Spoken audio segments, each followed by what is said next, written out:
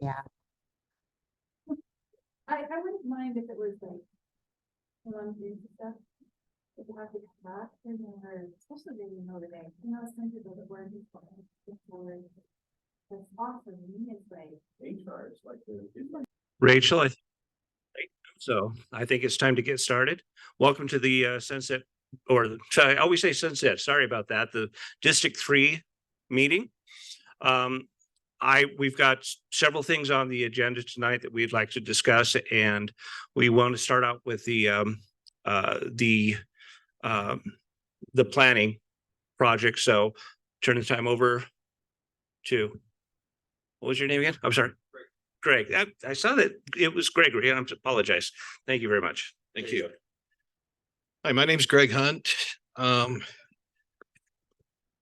We've owned property over off Lakeview Parkway for about 16, 17 years now. And we've been patiently waiting for the lift station, which it appears it'll be coming soon. They're on 1100 West and Lakeview Parkway. And we have 55 acres there. We have another about 30 or 40 south, but we realize that's probably not going to happen.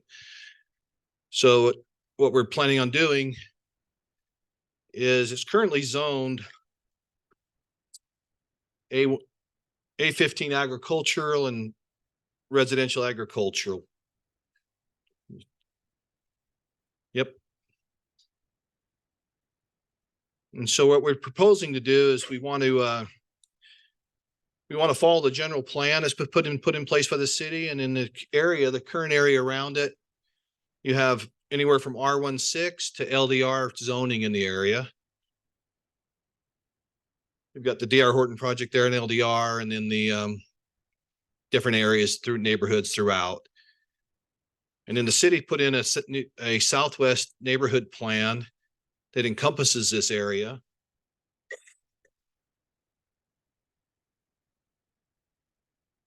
So it's this area here, going up back along Dry Creek and then cut over just north of the church.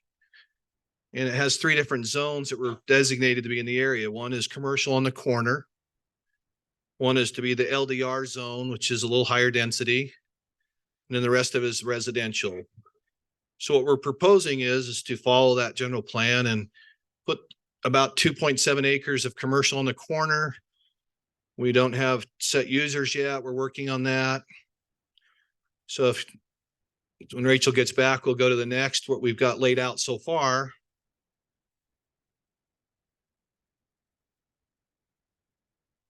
So the blue area is the commercial, the pink area is the LDR zone, and the green is the residential single family homes.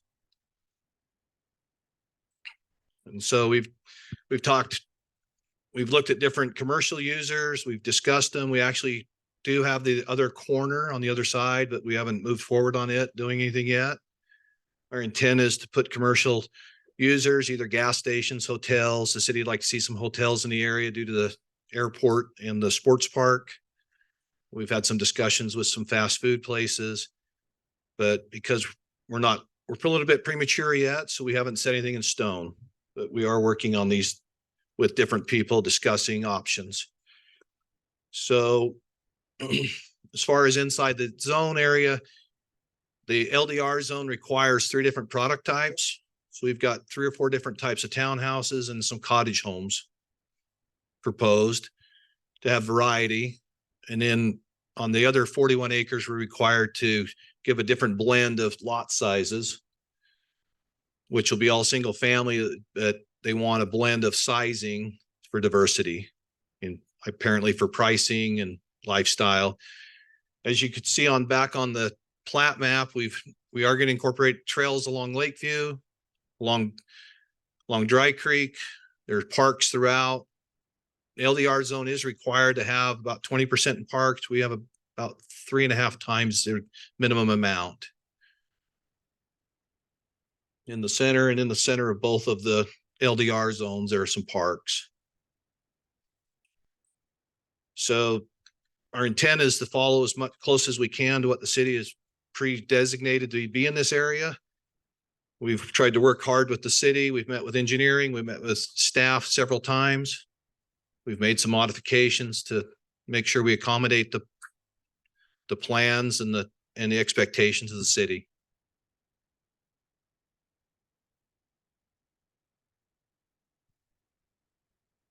Are there any questions?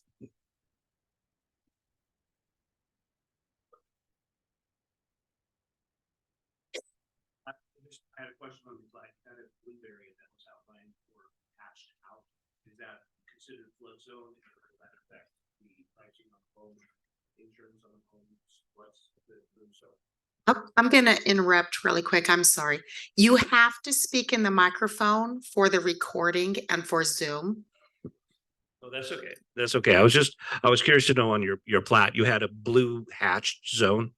And is that flood zone or how's that going to affect? There is a flood zone in the area. It falls under FEMA. We're required to raise the property out of the flood zone, and there will be no need for flood insurance or anything else once we do that. But we do have to get it up. We have to raise the site above the flood zone. Go back one more slide. There you go. That's your zoning map. That's your Southwest Plan's general plan map, and that's showing the areas that are impacted that are too low. So those will be raised. And who's responsible for the dry creek, the buffer around that? We have to put a trail along it to access for maintenance. We will run that along the side of it. They have a cross section that's acceptable. Okay, I have like 900 questions. Okay.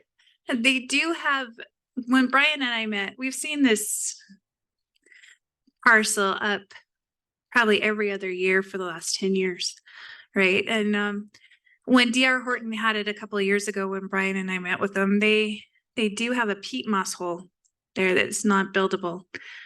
What's your plans for that? If we go to the plat, it's right in the center. There's actually like a spring right in the middle there, and we're going to leave it. It's roughly right there. That'll be part of the park. That'll be part of the open space and part of the park.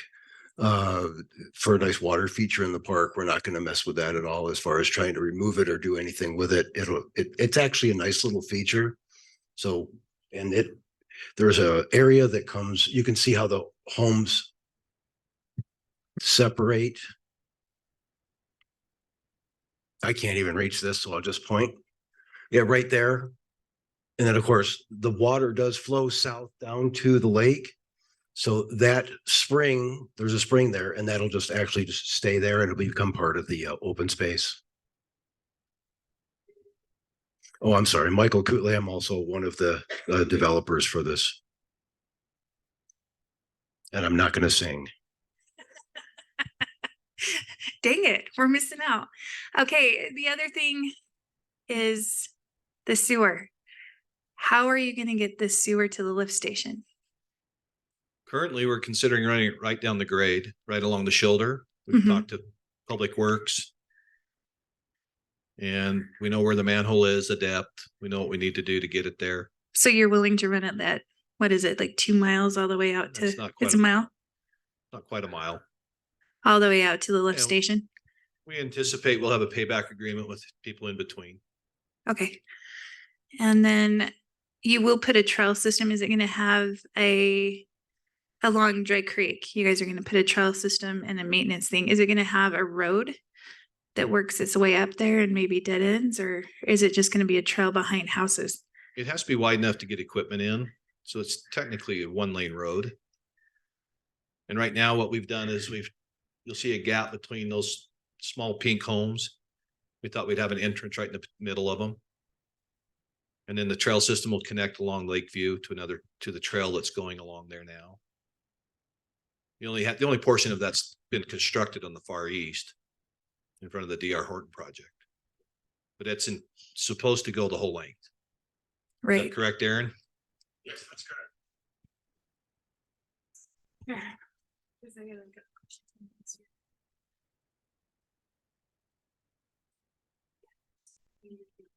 Yes, that is correct. So the trail system that's doubling as a trail and the north side sidewalk on Lakeview Parkway through that section will be continued as the rest of the area on the north side of Lakeview Parkway develops.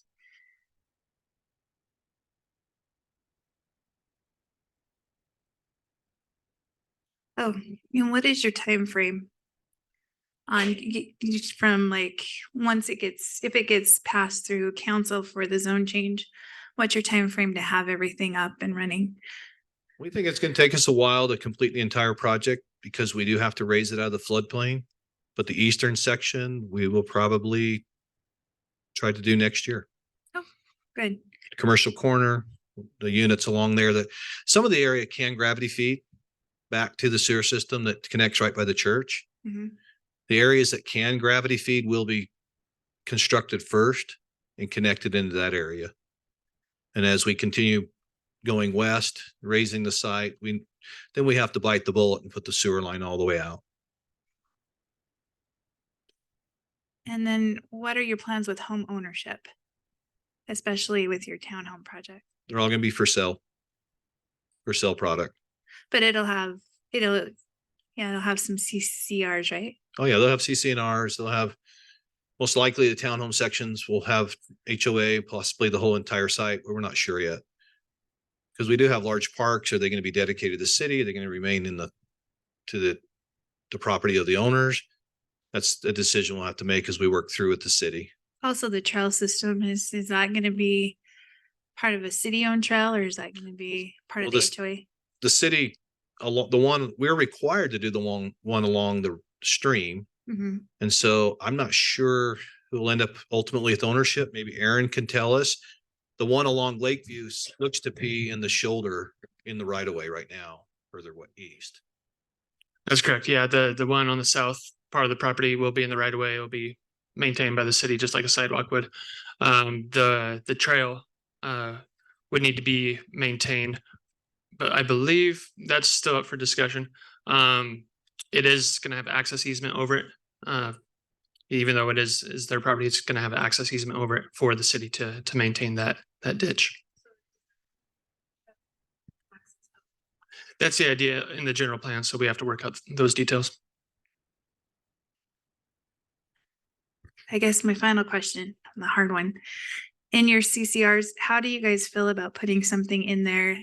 Like there was just a project up on Geneva Road and they were going to do side by side twin homes, right? And they agreed to put in their CCRs that they would have to have homeowner occupied for a year. That would be in their covenants. Have you guys thought about anything like that? Because Provo's really traditionally high rental, high no landlord in sight kind of a thing. Yeah, to keep investors out. We haven't really explored that to this point. We fully intend to have everything have its own individual serial number, tax ID number. So if someone was to buy more than one, they'd have to literally get individual loans. We're not building this the intent of being a rental site. But as far as somebody buying it as an investment, we haven't really thought about that yet. We're not opposed to it, but hasn't really been we've had enough fights. I wouldn't call them fights, but just issues to work through. I mean, we're trying to deal with the whole site and quite a few issues, and it's pretty big. So that just isn't something we've approached yet. Okay. I guess another thing, do you guys plan on building a wall between the parkway and the homes that line it? Or are you gonna just leave it open like I think Horton? will be required. Am I correct, Aaron? Yeah, so development services and public works staff is currently working together to define because development as it continues up Lakeview Parkway. So we're working together to define a design for consistent wall and or fencing, required openings every so many feet. Those details still need to be worked out with staff. Thanks. Anybody else have questions? Hi, I'm Terry from the Provo School Board, Terry McCabe.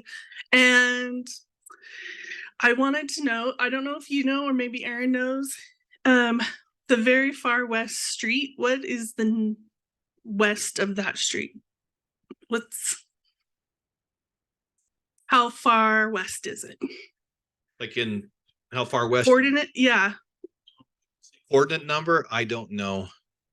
We could. Is it 600 west, 500 Oh, it's further west? than that. It's Our- going the other way, so bigger than 11 because 11. Yeah, 11's our east. Because I only ask this, the boundaries between Sunset View and Franklin Elementary are going to go right through the middle of that development.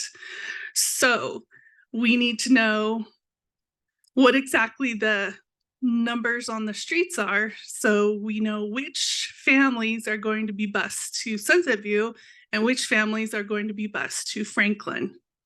Because they're going to be bused, both of them are too far away to walk for an elementary school. But yeah, we need to know where they are. So which kids are going to go to which schools? The east side of this is 11th West. Yeah, And it goes west from there. So you're saying that half of that would go to Franklin? yeah. And half is going to Sunset View. And we need to figure out where the boundary is so that we know which kids are going to which school. Yeah, that will be my job. So I need to know the names of the streets. Is that Gordon's job?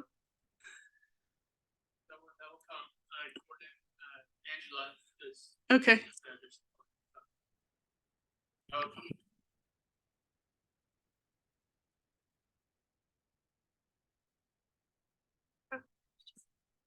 On first blush, I think this looks awesome. I like that you have the variety that you have and the percentage of single family with art. I think it looks really great. I'm glad that you're going to be adding a commercial element.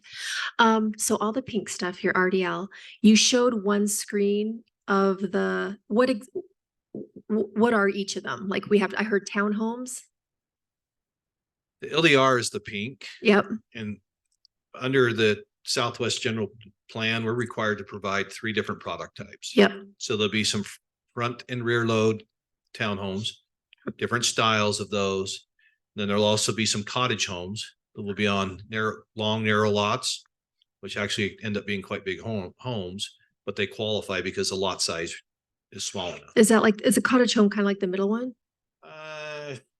No, they're usually a little different design. They usually like rear load. The garage is in the back and the Okay. porch on the front. Okay.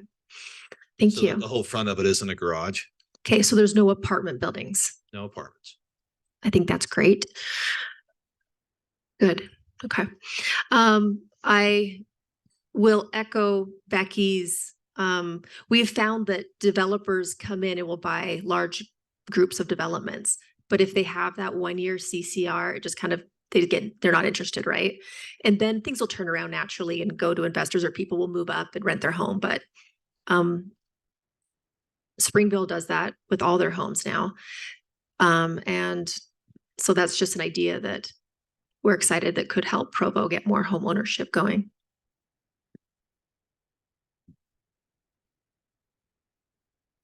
I just wanted to echo the sentiments about the 1-year home ownership, and wondered, because that's what happened. I used to be a resident of the east side of Provo, and now I moved to the west side of Provo, and we saw a lot of that.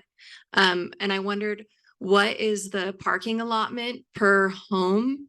Because if it ends up being rentals, then the biggest problem is parking. And so how much like visitor parking do you have and things like that? If we're anticipating the turnover that will naturally occur, but I'm all for the 1-year covenants as well. As far as parking goes, we're going to meet the city ordinance. The townhomes most likely will have enough space to park 4. They'll have 2-car garages and they'll have a driveway. So that's them individually. But as far as visitors, depends on, we just know that we're going to be required to provide some. No, we are not asking for a parking reduction. 3 per unit. Okay, Aaron says it's 3 per unit. So that, does that include if it has like a 2-car garage, and then, or how is that allocated? That's why he's here. So there's different ways of there's multiple ways to design it, right? If you have a 2-car garage and a driveway leading up to that, that's 20 feet off the sidewalk. Now you've got 4 spaces because you could do tandem behind the garage. You could do 1-car garage with parking on the side of the home. There's multiple ways to do it as long as you have 3 off street per home. Okay, and then my other question is like, I guess, I don't know if you've gotten, because you're just still in the planning stages for approval, but wondered about like water-wise landscape, like how you're wanting to do the park strips, things like that. I noticed over by Provo, the new Provo High School in the development there, that's similar where it has townhomes and the cottage homes. They've done the park strips with gravel and water-wise plants. And I wondered if you're taking that into consideration in planning. We're going to follow whatever guidelines they give us. We do this in several cities and each of them seem to be different. Some are eliminating the park strips. We're going to be required to put a park strip on every street. And if they have requirements of plants, then we'll meet it. If not, we'll probably go the least maintenance as possible. Yeah, currently Provo has options. You can do water-wise, but you can still do turf. We have a sustainability coordinator planner, Hannah Salzal, who's working on some amendments to that to better encourage water-wise landscaping. So those codes are coming. Right now they're just an option that you can choose. Okay, thanks. Okay.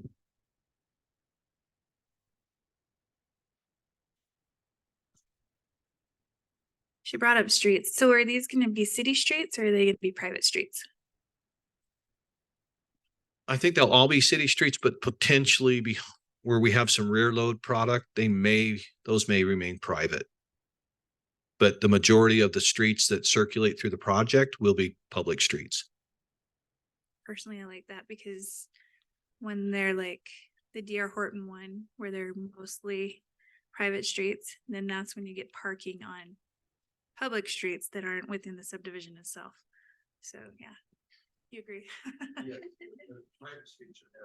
Yeah, and they usually don't allow parking in those HOAs on a private street. They usually do, yeah. Like you can see a little road right here. It's not going to be large enough to park on. It's going to be an entrance way to access the rear garages for those units.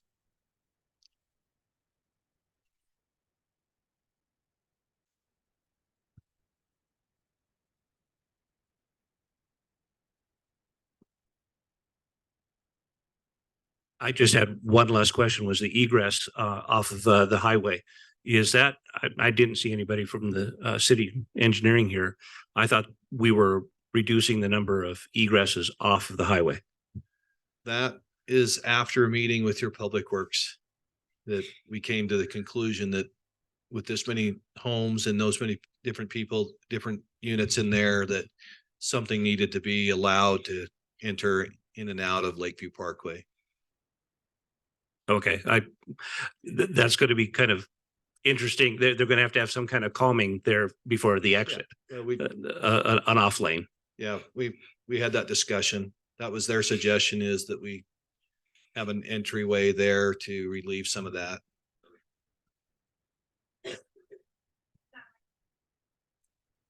That's what we've discussed. And then at the same time, they talked about possibly having it a full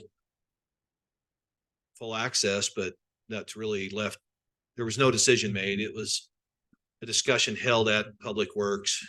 It was an option. They said definitely a minimum of right in, right out.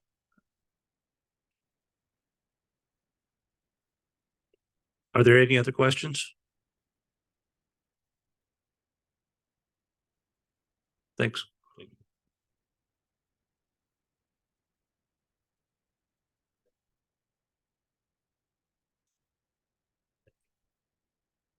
Thank you for your time on that. The other meeting, the other topics that we have to discuss today are projects. And now I know that we have we had talked about a project on coordinating for removal of goat heads. Terry, was that you? Was Brooke? Are you trying to get volunteer hours? Yes. I am trying to get volunteer hours, yes. Okay, so you want to take the time now and discuss these projects? Okay. I'm gonna leave you with the other microphone because I know you're gonna be doing. Okay. I'd like.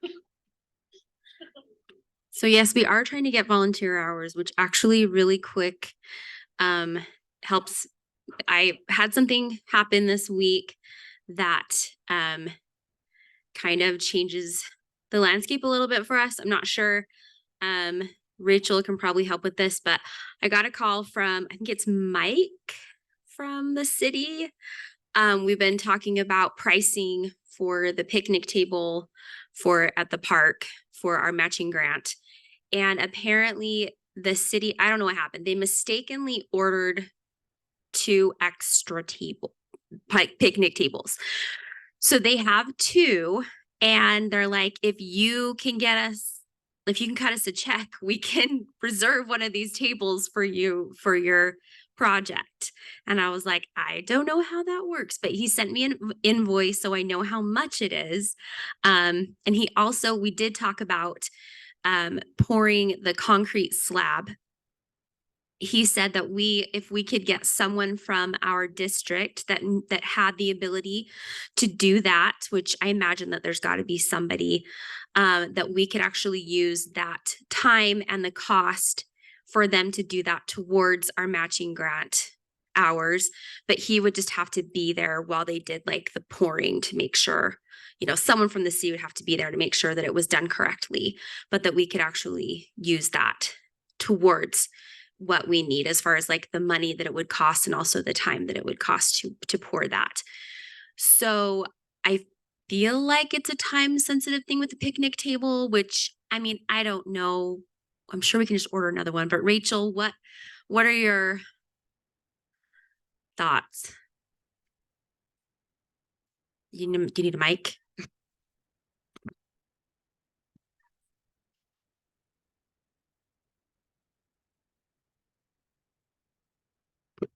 There we go.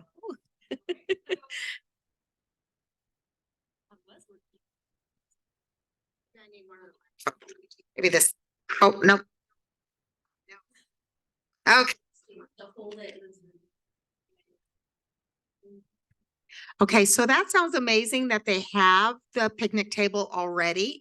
Because sometimes what we've run into is you do your service hours, you get the matching grant, and then it takes them so long to order in the picnic table that sometimes the price has gone up or something like that. So this is great. So what I need is I need for you guys to get your application in and to get your service hours going. And remember, service hours are now worth the $15 per hour. And you already have some for that one BYU project that was done. And so whatever you can get, and honestly, go around your neighborhood. If there's a scout troop doing like raking leaves or something, go and ask them and see how many hours they've put in, kind of anything that you've seen that has improved the outside of your community. Try to count everything and then we'll decide kind of what works. So try to get those hours in, but I would advise don't wait to get the hours in to get that application in. Get the application in as soon as you can. So then that way we can get prepared. We can get that invoice.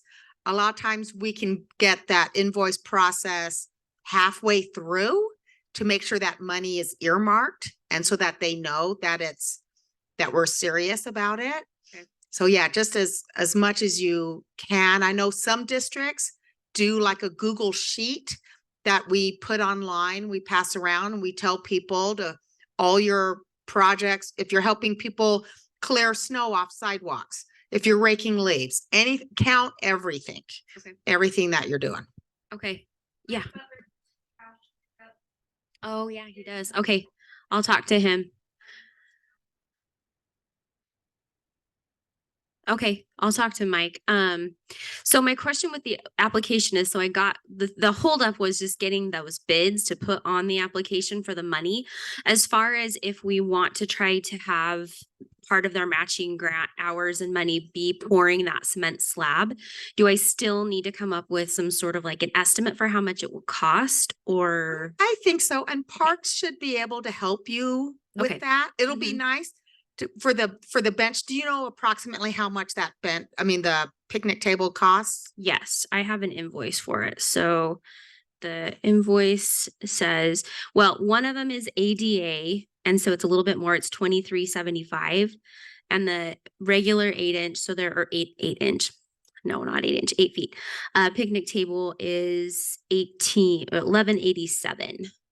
So yeah, it'd be cool to maybe get the ADA one if we could, as far as Right. money wise. But yeah, so they have the two. They got the ADA and the Oh. regular. Nice, nice. Did you So- want to do both or just are they offering you both or just the one? I mean, I think we could buy both if we have, yeah, Yeah, because that's under the 5,000. yeah, true. If we get someone to pour the pavement, the concrete is gonna be, so I guess I'm asking our district if you guys know of someone who would be willing to and has the skills to pour that concrete slab. Yes.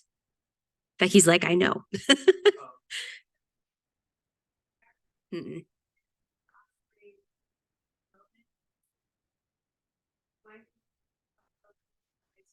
Okay. Years ago, they said the Tongan ward likes to do, that the Tongan ward likes to do those kinds of things, and I think they're still a part of the Tongan ward. Okay. And Marisa Vea he's a contractor. Oh, okay. So that would be my recommendation, is go to Okay. them and then see if maybe his ward would like to come and help him lay a concrete slab or concrete. two. Okay. And he should be able to figure out how much that cost would be, when, if they can do the labor for free or just the labor of, because you guys do have that $1,000, whatever it is, for meetings or whatever. Yeah. Maybe you can see if part of that can go to help for food. Right. For like an come in and- activity to pour that. Yeah, Okay. yeah, something like that. Or maybe Mhm, even if mhm. there needs to be a little bit more than that 5,000, Mhm. is it okay to use 500 of that? Right. For I have concrete, no I don't idea. know. Yeah, Rachel mean, might know. I don't know. Yeah. I don't know if you have to use that, but yeah, right.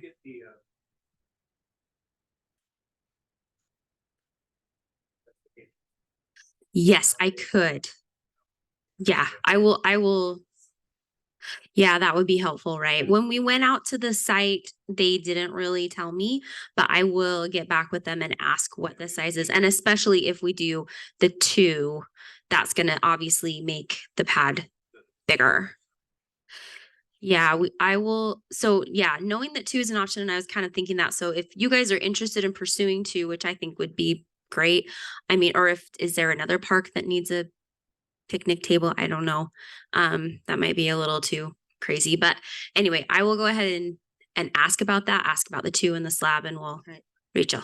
And just keep in mind that if that gentleman that pours concrete, if that's his job, he's a professional concrete thing. And if he volunteers his time, it isn't worth $15 an hour. It's worth whatever he charges people. So it could be $50 an hour or something.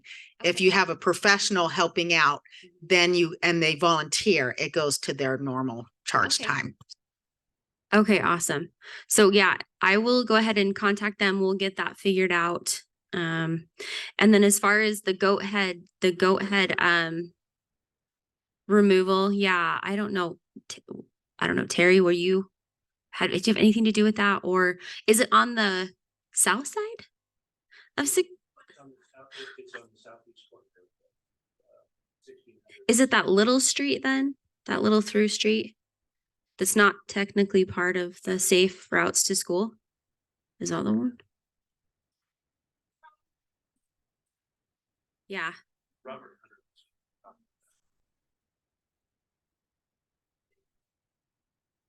No, they don't.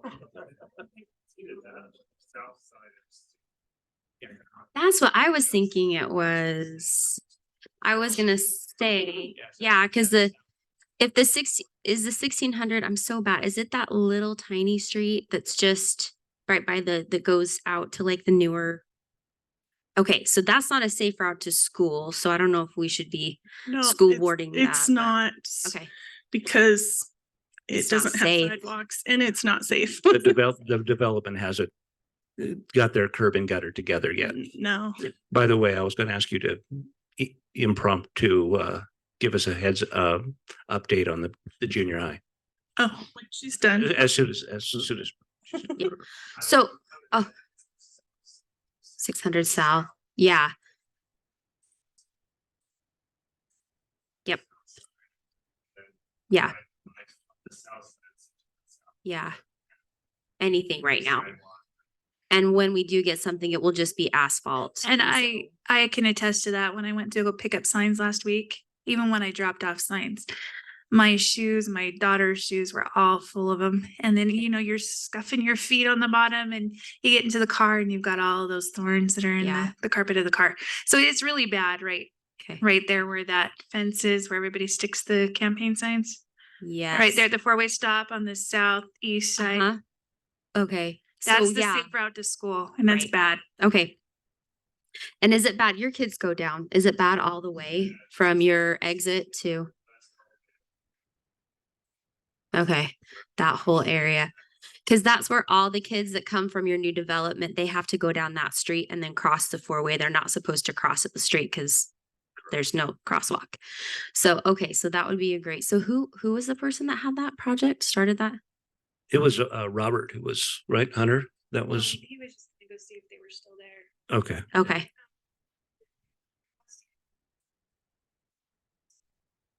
And helping get that stuff. Well, maybe we could get the BYU service group to come help us that came that one time. What? From Go what ahead. I can remember, I was told that it was either the Sunset PTA or the Sunset Community Council. They were discussing the safe routes to schools and how all the kids from Sean's development actually cross on 1400 and it's not safe. And there's no way that they can get a crosswalk there because it's just too close. And you've got the crossing guard at the four-way stop, which is better. And like you said, they all have to cross, they all have to follow the south side of 6th. Yeah. And there's just a bunch of goat heads that puncture the kids' tires, get in their shoes. It's just really miserable right through that area. Right. And so it would just be super helpful if we need those hours, Mhm. if we can help Sunset Elementary and their PTA program and their community council to get that cleaned up Okay. until they can at least pave it to make Yeah. it more safe. Yeah, and even when they pave it, it's just asphalt, so it'll probably be helpful just get rid of them altogether. And my son goes to Sunset View, so I'm on the PTA at Sunset View actually, so I can talk to them. Maybe we can coordinate like a school-wide neighborhood effort to kind of get out and do that and get some service hours. The question is it a winter project? What do you think, Sean? No? Okay. So maybe we'll need to try to get that going for like the spring. Yeah.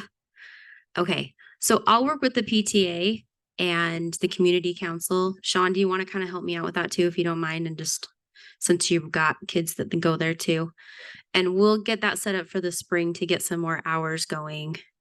But that should be, unless anyone has a different idea or a different.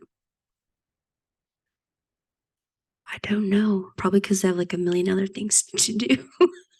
That's my guess. I don't know.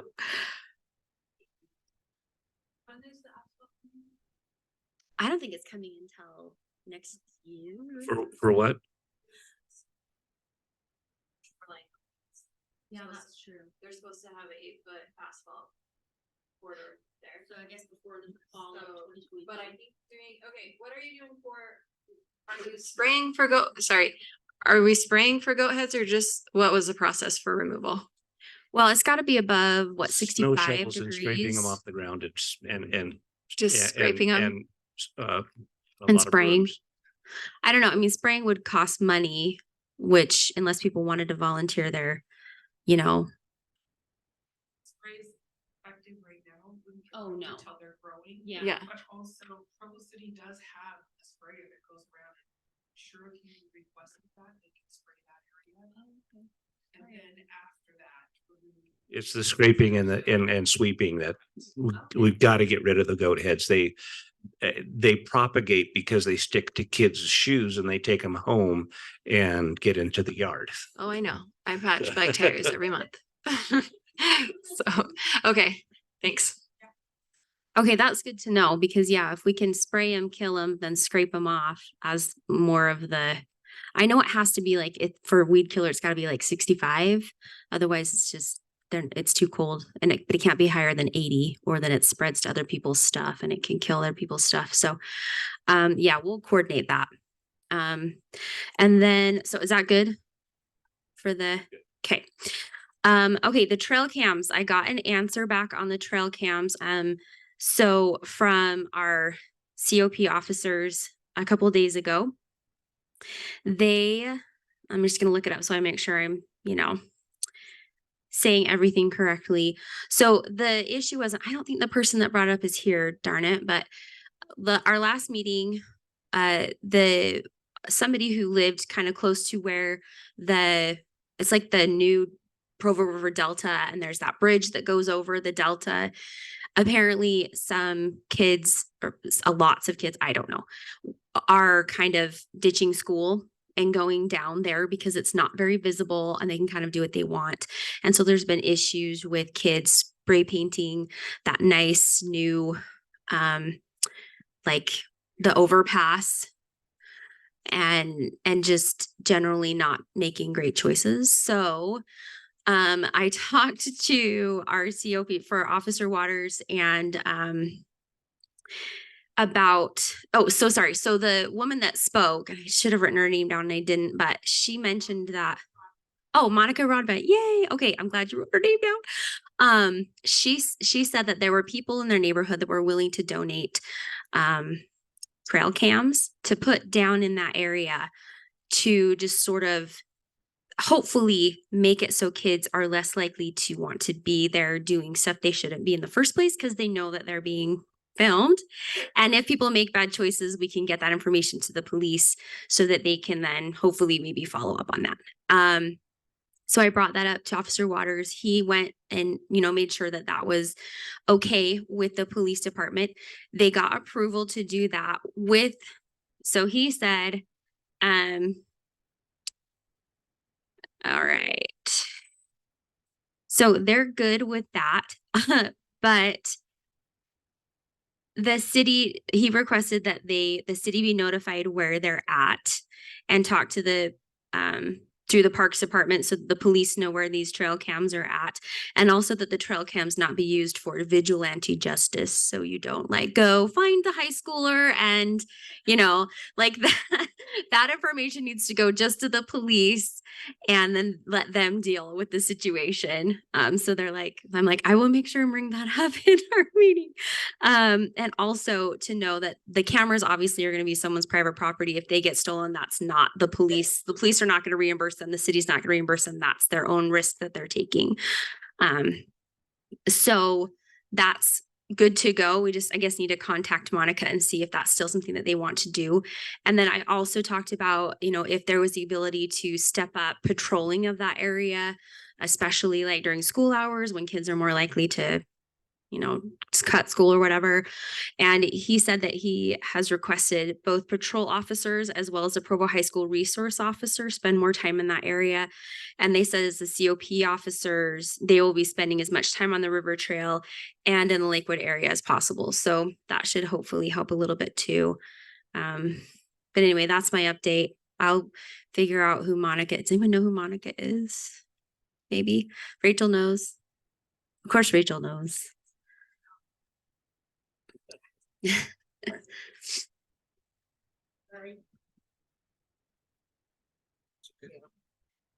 So Monica apologizes for not being here tonight. She broke her foot, so she's having a hard time getting around, but she still wants to be involved and she's still kind of patrolling it as she can before she broke her foot. But so she is involved. She just apologizes that she's not here tonight. So and I can maybe get you guys in touch with each other so you guys can work on that. Yeah, that would be great. So anyway, I think that's my updates that I have for the stuff. Oh, yeah. Yeah. So I have, I guess, a concern about the trail cams. So these are just people who are going to be monitoring the area. So that's a good question about who has access to the video, right?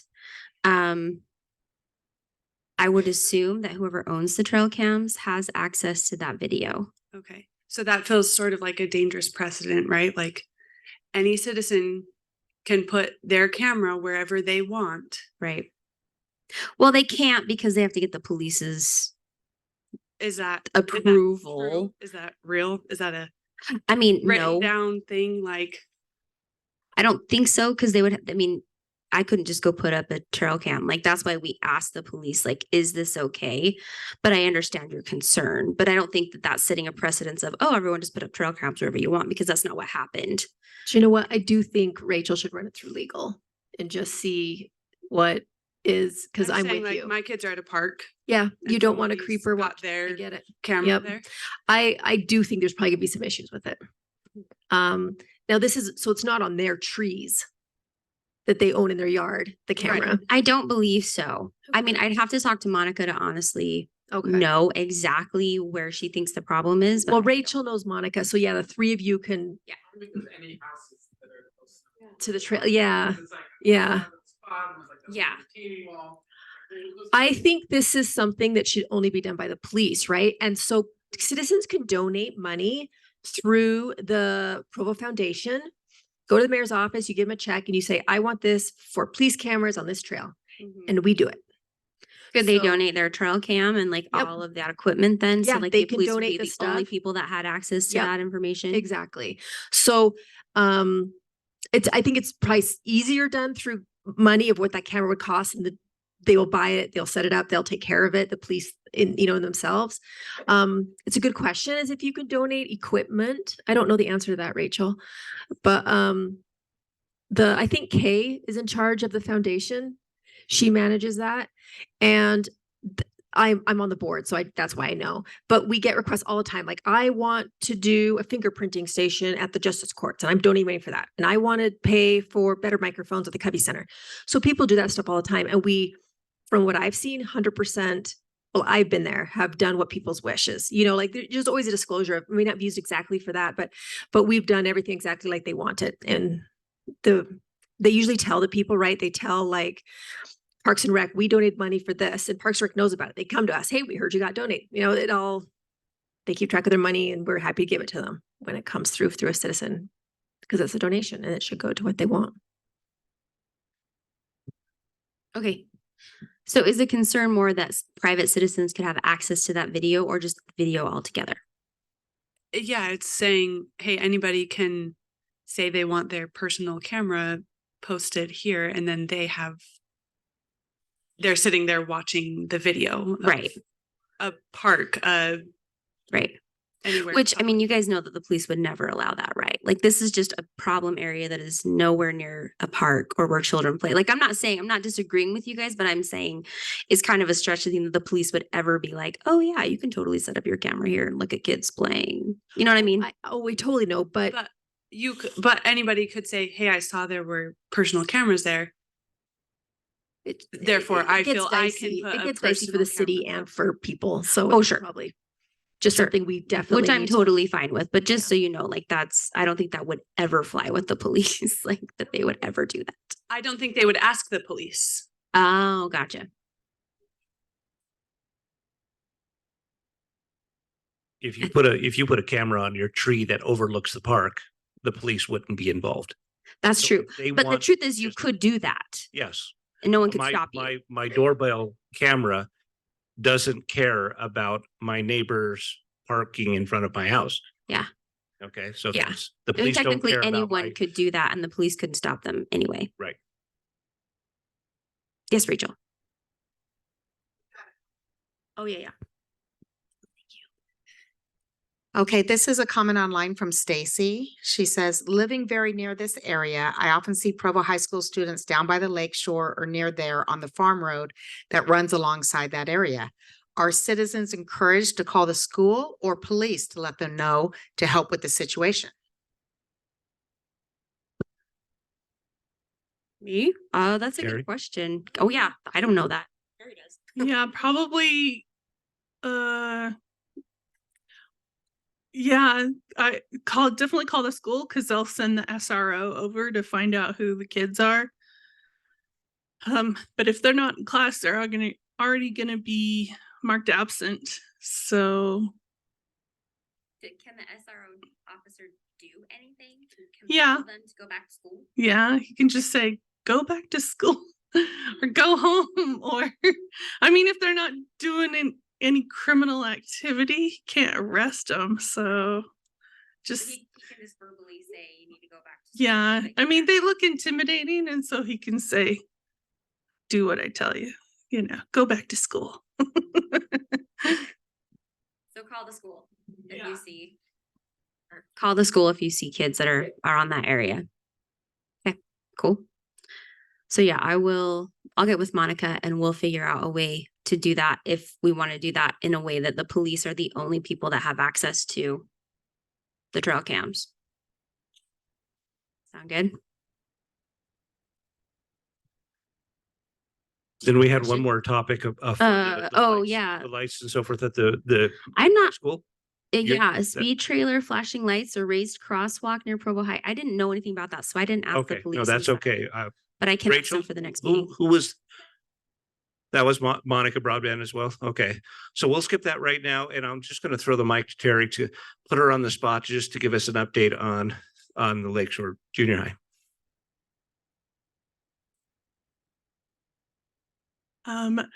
Shoreline is coming along. Unlike the other schools, there's no construction problems. It already has an elevator, which Timpview did not. They just finished the roof over the commons area, which is in between where the main office is and the gym area over to the academic wing. That roof was just finished, and they did the first layer of asphalt in front of the school so that the mud doesn't get tracked in during the winter. Yeah, the road is not open, but the road is done.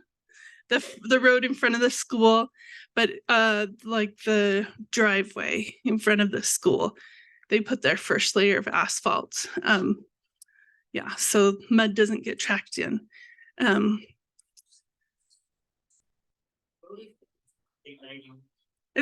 used to be a sign that said you can't, but I guess maybe they removed the signs. Yeah, I mean, it's actually a road now instead of an alley. That's about it. The school's coming along. It will be finished before August, so we're glad. It's the only construction project that's on time. Yeah. This is just a possible activity for the neighborhood. Because I know we have a large sum of money to put forth on social activities, but I was thinking that maybe it could be like there could be a walk to back to school night or something, or bike or whatever, because to like understand the safe routes, because the students that currently go to Dixon, it's going to be flip-flopped, where the students that are bus currently are going to be walking, so everybody has to get used to new routes. And my daughter, we moved from the east side to the west side, and she wanted to practice like how much time it took her to bike to school, so we like biked to school twice before the actual school day or whatever, so she knew when to get out the door and things like that.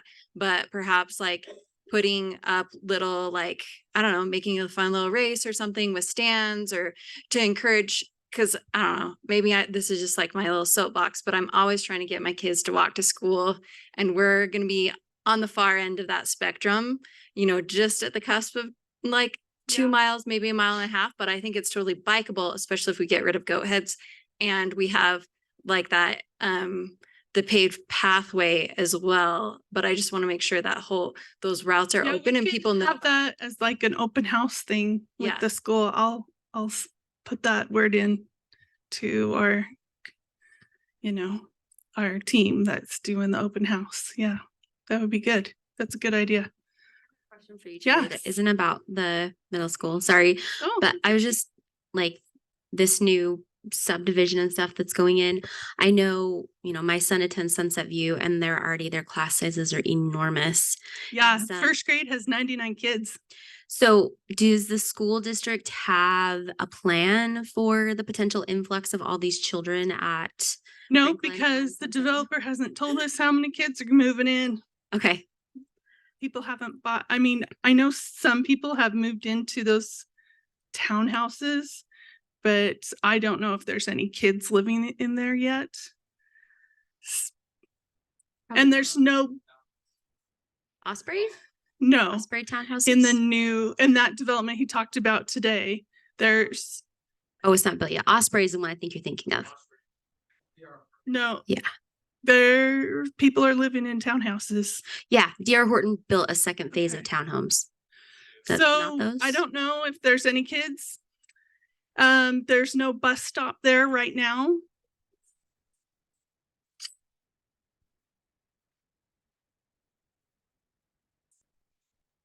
Yeah,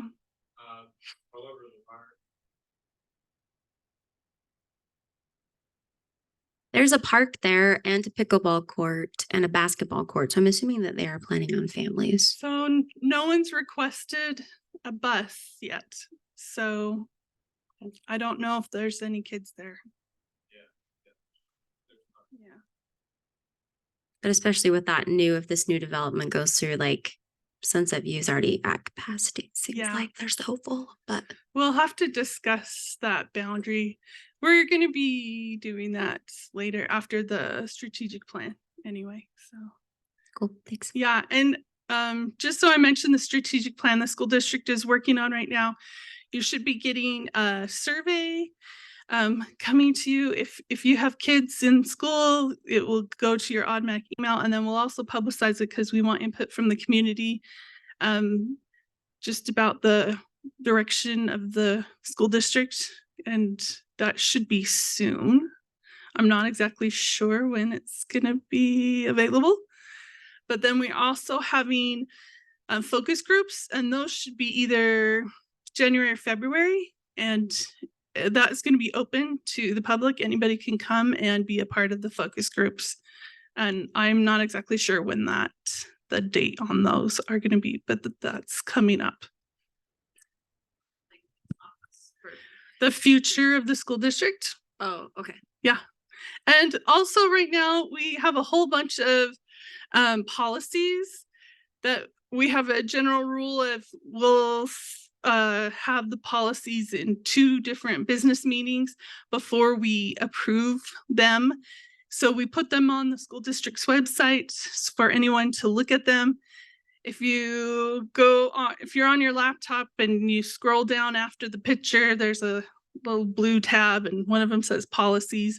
Go there and then it says there's another click on the draft policies, and then you can read them and give feedback if you have an opinion on all the policies that we're gonna pass or not pass or edit soon. Any other questions? Okay. Thank you, Terry. I really appreciate that. Rachel, you want to talk about the changes to the district? Are you're not going to go up front, huh? I know, I'm running my slides and doing everything else. Oh, that would be scary. Okay, let me share my screen with the people on Zoom. Okay, first of all, I wanted to say, let's see, we forgot to introduce our newest District 3 board member, Tiffany Lemons. Can you stand up? She's already participating like crazy. Yay. So Tiffany's in the Provo Bay neighborhood. So we're excited that Haley's got like a little partner to work with. Super excited to have Tiffany. Thank you so much for being here. And also your idea for doing the little like walk to school, bike to school event. Just keep in mind that your district funds for parties and stuff, it expires on June 30th. So maybe an idea would be, if you want to have like a big party or something, buy a lot of it before June. And then in July, you get another $1,000 and you can buy like your perishable stuff, like treats or something in July. If it's something you want to do, maybe July or August, but just an idea. That way you can get kind of twice the funds going. Okay. So I wanted to talk about the, we're going to make some changes. So we did a survey to all the district board members and the city staff in September to kind of get feedback on how this new neighborhood program is going. And so kind of the feedback was, one of the most important things that the board members liked was having city staff at their neighborhood district meetings. And what was interesting, because the staff said they don't like the meetings on Thursdays. The meetings start too late and there's too many meetings. So we're going to make some changes so that we can have the staff more willing to come, because there's nothing more frustrating than wanting to talk about roads or development and then not having the staff there. So we're hoping by making these changes, we'll get the staff there. Some other issues that they said, the board members wanted more training. Some of the neighborhoods wanted to kind of move around to what districts they're in, having 2 representatives from each neighborhood. Some board members liked being appointed. Some want to go back to being elected. Some board members said there's too many meetings. Other board members said they want more meetings focused just on their neighborhood. And then there was also like concern about serving consecutive terms, increase the service hour and matching grant funds.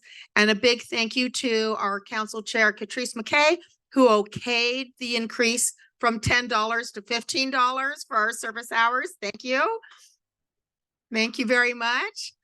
And then something we've been talking about is going back to having developers notify residents of zone change or general plan amendment meetings. And so those were kind of the ideas that had come up from the survey. So some of these, excuse me, some of these we can implement right away, starting in January, because there's no change in the code. It's just a change in policy. So here are some of the changes for 2024. Instead of the mayor doing 5 meetings with the board, with the city directors, we're going to have one combined mayor's meeting on January 3rd.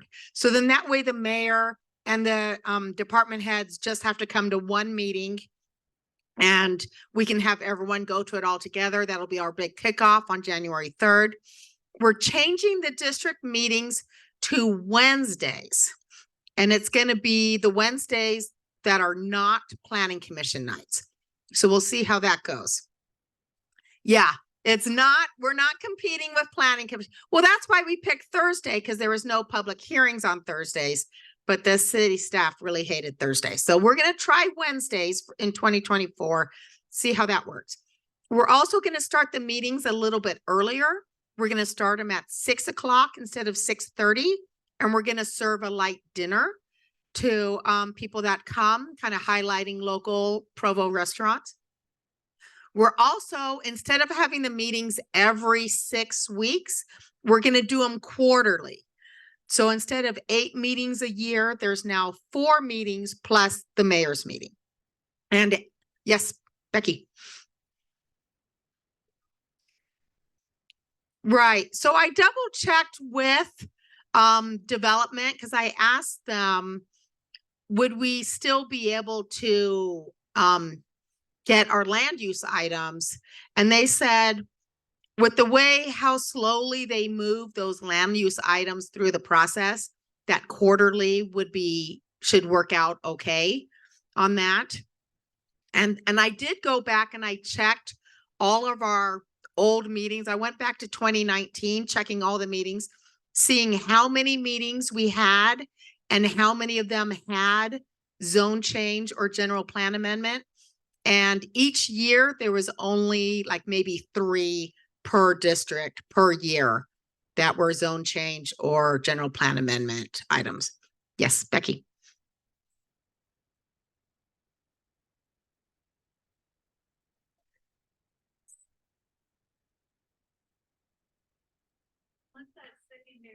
Yep. Is it on?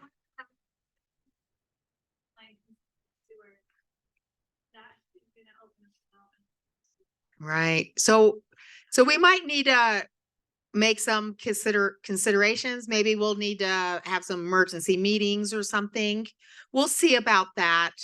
I don't know what's going on with my microphones today. So with the quarterly district meetings, that's where you're going to do your official district work, your elections, your presentations from city staff, your land use items, your voting on matching grant projects. And with the quarterly district meetings, that will give you time to have neighborhood meetings between the quarterly district meetings. So if you want to have a meeting just with the Provo Bay residents about things that only concern Provo Bay, you can have a neighborhood meeting just, there's that. So you could have meetings just with your residents, because now you're going to have time between the district meetings to hold a meeting. And that's one you can have in your neighborhood. Just, kind of like how we used to have the other neighborhood meetings. And that's where you can brainstorm matching grant ideas, community cleanup ideas, listen to residents' concerns, stuff like that. And you could also have, if the board members wanted to have, like a board meeting in between the quarterly meetings where you can decide meeting agendas, plan socials, where to spend your money, stuff like that. Like District 4, they do a board member meeting between their district meetings. And with the meetings being just 6 weeks apart, and then they're doing their board members in between, it was getting to be a lot of meetings. So we were like, okay, if we do it quarterly, that will give you more time to do neighborhood meetings and board member meetings if you choose. That's purely voluntary if you choose. And then we're going to do 2 board member training sessions, one in January and one in September. The January one, we're going to hear from Development Services, Public Works and Parks. You can ask them all your questions. They'll kind of tell you who are the best people to talk to, what's the best way to get your voice heard. And then, like we said before, our service hours have increased from $10 an hour to $15 an hour. Now, what was that? That changes it, so it's not 500 anymore. 'Cause Right. that was the discussion in District 5 that we had last meeting. I can't remember if it's 333 or 350. But that changes the scope of things, Brooke. So Yeah. You're not so much under the gun. Right. Yeah. 333. Right. You're right. Okay. Now these are some of the changes that, I'm sorry. Catrice, did you have a comment? I just want to say about the changes, like Rachel's done an amazing job overseeing this program. And she's done so much, like all of this comes from your feedback. Maybe not yours specifically, but like the group. We surveyed them, we talked to them. When people send emails like, hey, this is bothering me, or I find this difficult, or I really like this, Rachel keeps those. Like this is all from feedback. Now we may do this next year, and I'm sure there'll be other changes we want to make. Like our goal is with this new program to work over the next, 5 years and get it just nailed down, right? Where we get the most people showing up, where we get the most engagement, where we use your time best, where we educate you the best to, use your voice the most. But I know speaking for myself, it is about you guys. It is about the neighborhoods feeling heard, feeling involved, understanding more about the city. Because the more you know, the more educated you are, it makes it a lot more usable and you can get stuff done, right? You can understand why things happen the way they do. But so as this starts, give your feedback is what I'm saying. Be sure you do give your feedback. Be sure you say, hey, I love this changes, but I don't like this change. And we will keep all that feedback and make more changes next year and do more surveys next year and everything like we did this year. I'm just going to put in a plug. This is a way that you can get the things that you think you need in your neighborhoods, because sometimes the city doesn't have the funding to do that. Like a picnic bench or new playground equipment, or to me, it shows that if the residents come together, excuse me, to find out something that's important to them and they put forth the effort, it makes a huge difference and a huge impact on you having control over whatever is bugging you in your neighborhood. And that's what I like about this. You have some input, even though, you know, public clamor isn't a reason to turn down a development, right? But you guys have some input in there. You guys have that longevity. You guys know some of the histories behind some of these properties and what exists on there, and what the issues are around the neighborhoods, and what needs to be taken care of, or what is going to exacerbate a problem, what's going to help it. And so that's one of the reasons why I like this. And so just kind of keep in mind that this program is about you as residents and how you can change whatever you think needs to be changed, or advocate for what you need advocated for in your neighborhood. Love that. Thank you, Becky. And so we do have some proposals to the code that we're thinking of changing. And this is what I'm going to present to the city council in January. So I would love your feedback on this. So we've had some neighborhoods that have requested to change to different districts. There's also been asking to have 2 board members represent each neighborhood, where before it was kind of a board was between 7 to 11 people. And now it's, you know, try to have 2 from each neighborhood. That way you can have a partner to work with, especially if you're going to have your own neighborhood meetings, which would be good. And then there was also the idea of, since if we're going to have 2 board members from each neighborhood, have 1 board member be elected and 1 be appointed. Appointed by the city council and then elected by residents. The other one elected by residents. So that was kind of an idea that had come up in one of our feedback sessions. And again, these are just things we're going to propose and see if the city council agrees. Also, there was people who wanted board members to serve consecutive terms, because sometimes you lose that knowledge that the board members have if they can only serve the 4 years and then they have to wait before they can serve again.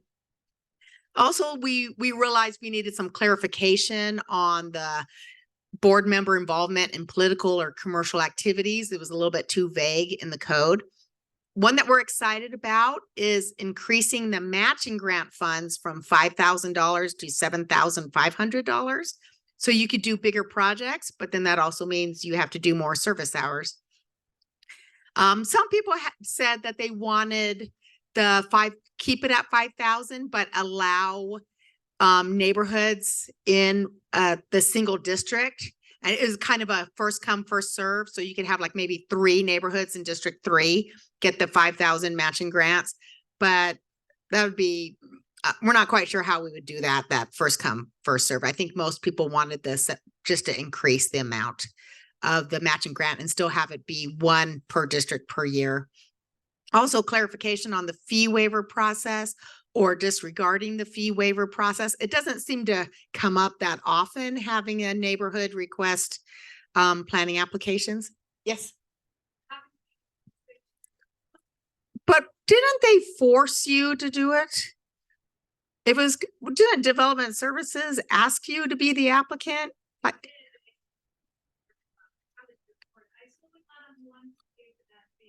Okay, well, good thing you're on the city council. So we need your expert opinion on this. Yes.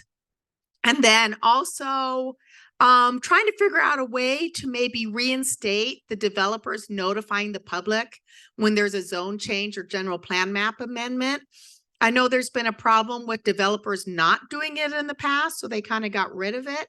But I personally feel we need to have that notice so that the neighbors, like tonight, the neighbors right around that area get that notice on their door or in the mail so they know to come to the meetings. I feel like it's been really hard getting our numbers when people don't know that these things are going on.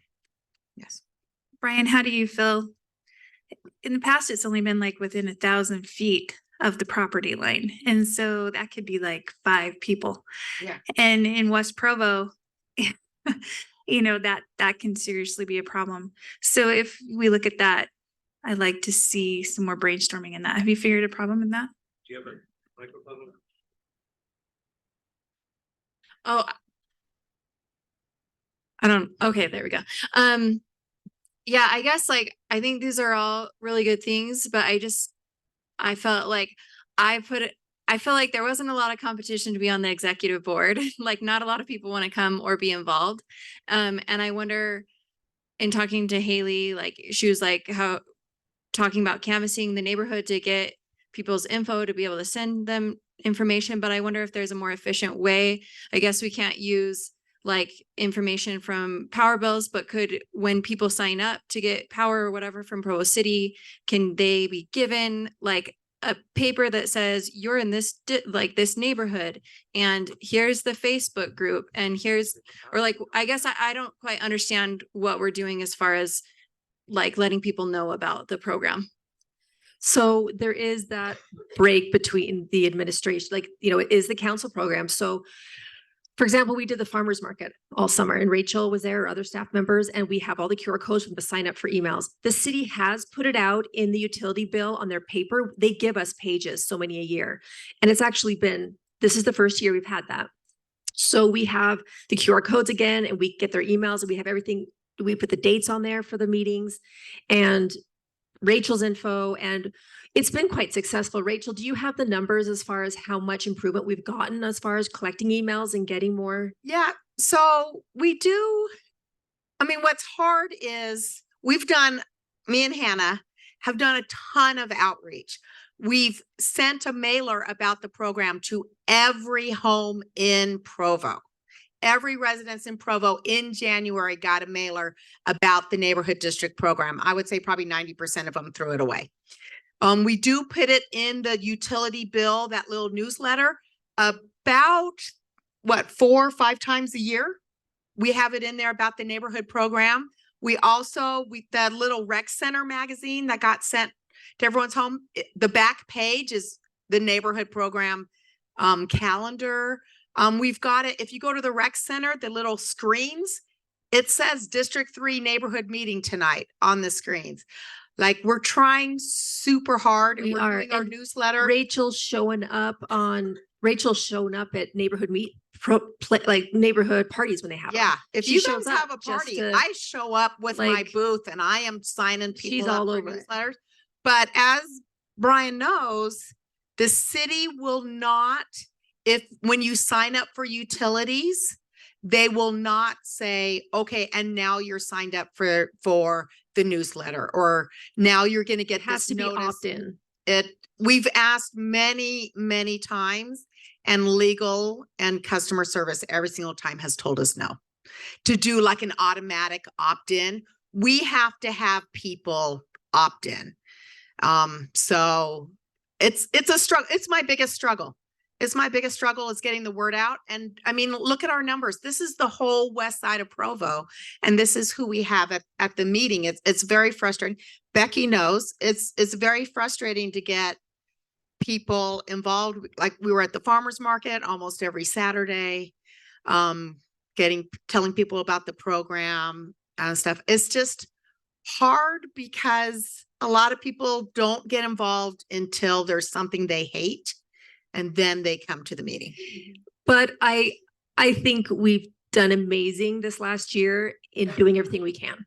Yeah. So, we put it out there. We put more money towards it as far as staff time and media presence with Hannah to do, because we weren't doing a lot of social media, and that's a huge way, right? That people, and we have increased our numbers a ton as far as the emails we have, as far as who's following our Instagram now and Facebook and all the other things that we do. So it's happening, but you can't it's like getting people. Do you see how low the voting numbers were for this? So, you can't force people, right? That is their right. So we're just going to keep. Well, I trying. appreciate everything you've done. I didn't know how extensive it was. Yeah. Or what. Do you know what? It's new. It just started with this year. So it's all new that we've done this year. So it's been a real education process. So I want to kind of brag about the neighborhood program for a minute. So I'm going to get up here so I can brag. So District 5, we had a neighborhood meeting, and someone, a resident at the meeting said, hey, how come you put a no right turn on red sign right by Timpanogos Elementary School and it's never on? And all of us were like, yeah, that's a good question. I don't know. So after the meeting, I asked the traffic manager and I said, why isn't that on? And he said, well, he goes, let me check. He's like, I don't even know about this. Let me check. And so he came back to me and he said, oh, the crossing guard has a key and has to turn it on. So I was like, oh, okay, you're not noticing it because it's only on during school hours. And I put that on the District 5 Facebook. Well, a resident was like, oh no, I walk my kid to school every day. I am there during school hours. That no turn on red, is never on. So I was like, what is going on? So I contacted the supervisor over the crossing guards. And I said, what is going on? Do the crossing guards not have a key? Is the key not working? Are they choosing not to use it? Like, what is happening? What is going on? And she's like, I have no idea. Let me check. So after we went around in circles trying to figure this out, we found out since 500 West is owned by UDOT, it's a state road, they put the light on, which meant our traffic manager didn't know it existed. And UDOT never gave a key to the city to give to the crossing guards. So the crossing guard supervisor didn't even know that this was a thing. So because of a resident going to a meeting and then another resident kind of fighting me on Facebook, we figured out what was going on and we now have keys, and they kind of looked at this very busy intersection and realized that their crossing guard, who was like 100 years old, and they were like, oh, we need to switch which crossing guard is at this very busy intersection. So they did a whole safety improvement that is now working. I have residents calling me saying, it's on. I saw that it's on. They just feel like their kids are so much safer. And it's all because of the neighborhood program and people paying attention to the Facebook page. And it would have been off for years. Like no one in the city knew. So I just want to say thank you. And that's kind of why we have this program. Thank you so much. And my favorite topic here, I mean, I'm going to make sure Catrice knows this, but Becky's always known this, that all of the board members, the city council has committed to triple our salary. Okay, I'm just saying. Anyway, is there any, this is time for open mic, okay? Is there any other issues you want to bring up in the meeting? You got to talk to the mic.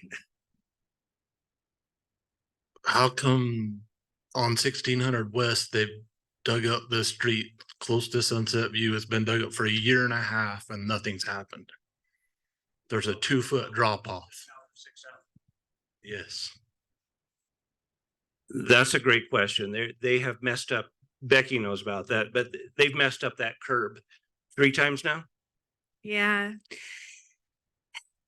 The city knows about it. I talked to the neighbor that was there when I was canvassing, and we went through that. They have a really awful curb machine. They've put the curb in twice now and had to tear it back up 3 times. Yeah, they're driving the city crazy, and they've got to put that curb machine, the curb and gutter in, and then they can do the rest of the street. They should, huh?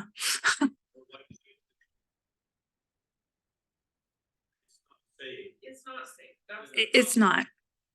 But when we fought it, we did get it cleaned up, and that's as far as we could get. But the city is aware of it. They're very aware of it, and the contractor is very bad. And so that's as far as we got. The tree of it. I don't know. Already so skinny that having that is a real problem. You have to stop. 2 people cannot pass each other because of that big hole. Okay, so come January, I'm not going to be able to talk to staff. So that'll have to be one of these guys, because they've got to keep council and staff separate. But I can bring that up with Gordon on Monday again. I can bring that up with Gordon again. But Gordon Haight is the one that is over that. So if you ever have to call into 311, just call into Gordon. He's very aware of how he is. And so is Vern.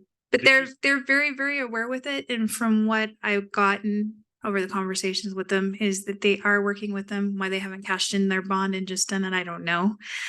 I know right now it's probably too cold to lay that curb gutter, but those inspectors are super frustrated with it too. I talked to the inspector that was actually on the job, but props are they did get it cleaned up within like a week.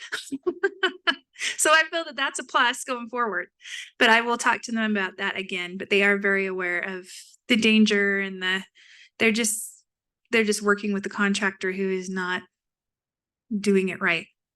Becky, did you say that as board members, we're supposed to contact staff or we're contacting city council? No, you can, but council cannot contact staff directly. So I was told by Michelle that council and the mayors, they're two completely separate things, right? Council is the one that makes the code, does the zone change, does the budget, the mayor's over staff, right? So I'm free to talk to her staff until I'm sworn in on the 9th of January. Once the 9th of January comes, anything that I have to talk to staff with has to go through Justin, is what I was told. So it's probably easier if you guys just call Gordon and just say, hey, just kind of like what I've done over all these years, kind of how I've kind of showed you guys how I've done it all these years. Just kind of call Gordon and say, hey, we have this problem. Pictures are always really good because they're not always out there. They can't always see what's going on. So after I talked to this resident, I took a bunch of pictures and I emailed Gordon and they came back. In fact, with this one, I even went down and I saw Judy and I camped out at Judy's desk and Judy went and found the inspector and we had a conversation and then Judy called me back the next day and Gordon called me back the next day. So sometimes that's just easier because 311 sometimes gets it wrong. And if you know who to contact and you know who to talk to, you get the answers much faster than if I had to go through Justin, right? Rachel, that really actually brings up a really good point. And I appreciate Sean bringing this up. For the board members and for the district, for the district board members, I would love to have Provo 101 again, to see the org chart, who's in charge of what, who we contact, phone numbers, and for what complaints for each point of our contacts. Right. And we're going to have a training meeting in January for the board members with development services, public works and parks, because I'm figuring that's who you're mostly going to want to talk to. And they're going to tell you exactly who are the best people to contact, their contact information, and what's the best way to get things done. Include police on there as well, our cop program. That. Okay, as well as a 411 structure, who and everybody that we basically interact with. A lot of it is development, but also you've got engineering for streets and sewer. Right. And That's all public works. Yeah. yeah, okay. So, and parks. But yeah, these guys can't talk to staff. It's our job to interact and direct our neighbors to who to talk to. Go ahead. Oh, I was just wondering, what's the zone code for behind Fresh Market over there? Is it R1? Just directly to the west and that neighborhood? Does anybody yeah. It's probably all residential. Yeah, the Dixon neighborhood.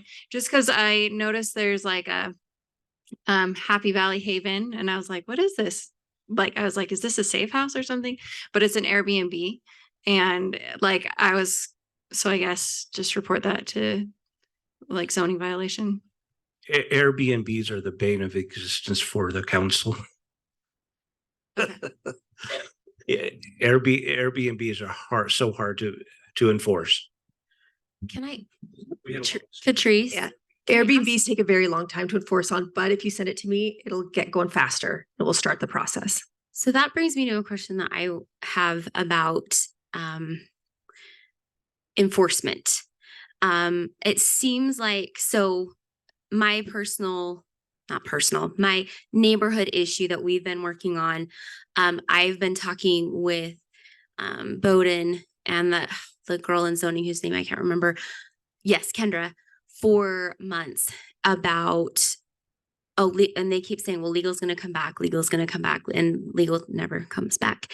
And what is it particularly? About? So it's about enforcing the new code with the trailers and the Oh, yeah. and just our problem area. And so It is a really slow process, and legally so we've learned that fines don't do anything. People don't care about fines. They're usually making so much money from an Airbnb or occupancy or these other things that the fines are irrelevant. So we do misdemeanors now. Things go as far as a misdemeanor, we take them to court. And that is the best result we've seen in the long term to get things actually stop. But it is a process. We had an Airbnb by my house and it took about 2 years. I mean, it was just ridiculous. 1 year to 2 years is on these Airbnbs when they're persistent and don't care. They get all the bills, they get all the fines, they get the court summons, they draw it out. Like it's just a process. But if you're having a particular one, feel free to send me the address and that. And it never hurts for me to well, push this it isn't an forward. Airbnb issue. This is an enforcement issue for. I know, but I can go to Oh, legal and check got on you. it. And Yeah, because even talking to Kendra, she's like, well, we gave them 3 months to clean up. And I was like, okay, well, they're not going to that's clean up. up in 3 months because it's been 3 Yeah. years. So what is the plan after 3 months? And she said, I don't know. And so I kind of feel like this person knows that the city has no teeth, that they can just keep drawing. they will it go to out court. for- It will be a they misdemeanor. have been to court. It's been to court. Really? And so that's what Hey, I just send feel me like. the address and let me do some Okay. homework on it. Just like hearing this about the developers and like, it feels like at some point the city needs to take action on these things and have some teeth. Yeah, Otherwise, people are just going to keep pushing. He's the reason we changed the ordinance, right? Yeah. He is the reason. Yeah. So we're continually we're working at the state level right now to get one of our things changed so that we can actually have a decent penalty price wise. Cause right now it's like $50 on something that people don't care about and they do it anyway. So we're trying to get it changed to 1,500 because it's a major violation. But we have a lot of restrictions that we have to work within.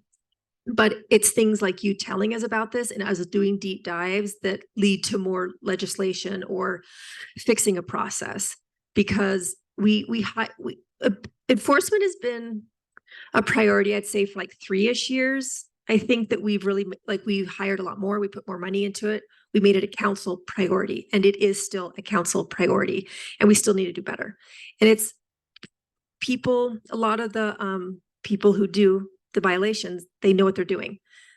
And they're so frustrating. They do it purposely and they know what they're doing and they do it over and over and they buy multiple properties. And so it's a constant thing, but we still need to do better. And we're still trying to get better. We get great updates now from enforcement. We have some amazing enforcement people. They are so good. They're And they awesome. really, they're the mixture of compassionate, right? With enforcement. Yeah. So I know, I guess that's the frustration is she's like, I don't know what we can do after 3 months. It's like, we give him 3 months, but then when he doesn't comply, he knows that the city is not going to do anything. well, because we don't the have court the thing becomes a thing. ability. He should be like, it goes to arrest. Like Right. he's Been arrested. Oh God. Anyway, Send me the yeah, address I'll and send you I'll the do a deep information. dive on that one.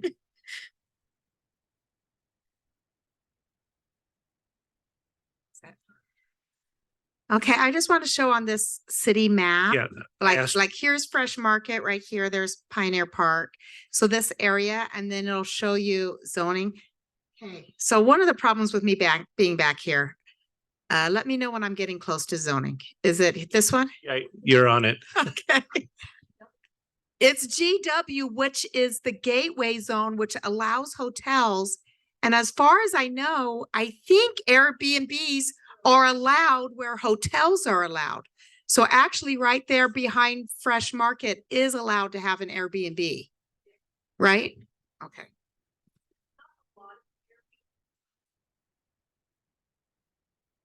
But where there are, they've been using them. Like there's one building over here that it's like 70% Airbnbs. The whole building, it's really sad.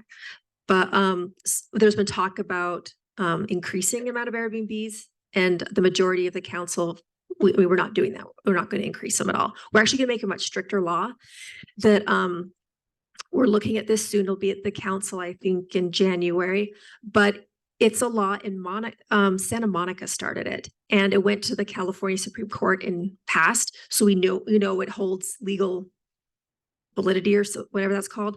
So what we're going to do is we're doing a separate Airbnb license now, as opposed to just a rental license.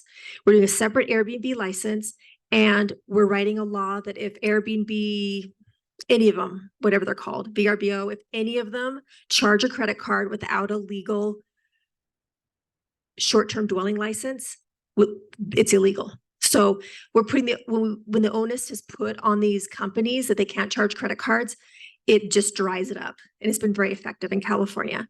So we're going to do that to try and get a lot of the illegal ones out of the way. And they would have to have a valid Provo City business license, correct? Yes. Okay, yeah, so that's sounds like a great way to handle that. Actually, any other questions? We're at time. And I always like having meetings that end on time. Any complaints? Any other questions? Okay. Thank you for coming tonight. This has been a very productive meeting. I really appreciate it. And we'll talk to our boards. Okay. Thank you.